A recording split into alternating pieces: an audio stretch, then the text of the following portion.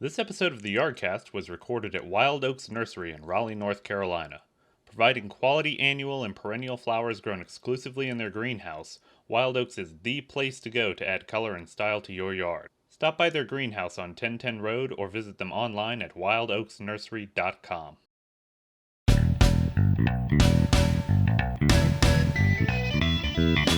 These are pretty. What are they? These are New Guinea Impatiens, and it is best grown in the shade. It's a great option for a person who has a shady bed or lives in a wooded area. The Impatiens will need a bit of fertilizer to stay nice and green all summer, just because they do take a bit of water. You have to fertilize them a little more because you're watering them so much. But the water takes the nutrients out of the soil? Yep. Okay. Now you can put them in more sun. The more sun that they get, the more water they're going to require. Okay, but they will still bloom same? They'll bloom beautifully in a little more sun. You will probably in the middle of the summer be watering them maybe twice a day. But they're going to grow better if there's more shade. They'll look more lush and in the shade. And how tall do they get?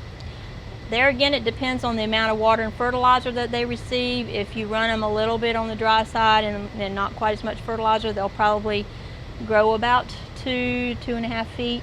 But they can get up around 3 feet if they're given enough room and enough fertilizer. And monster plants. Yes, they can be. If they get too tall, which they can, you can always prune them back, and you may have to cut off some of the blooms, but in a couple of weeks they'll flush out with a whole new set of blooms and won't get quite so tall as they would if you didn't pinch them.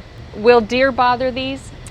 They do. They're in, it's usually in a protected wooded area where the deer feel more comfortable, so you will probably have to put some kind of deer protection out if you have a lot of deer that come in your yard. And then slugs, do I just treat them with maybe the snail pellets? Snail pellets are fine. They're not too bad, and you also have to, or I have a lot of problems with Japanese beetles.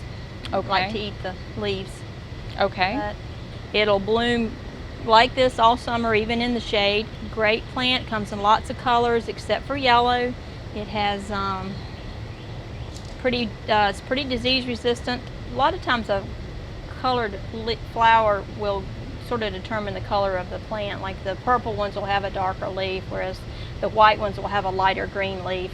I see. But it's just a sort of variety type thing. It's a good option for you if you have a shady bed. There's not a whole lot of flowers that you can put in a shady flower bed, but this is one of the better ones. Well, thank you. You're welcome.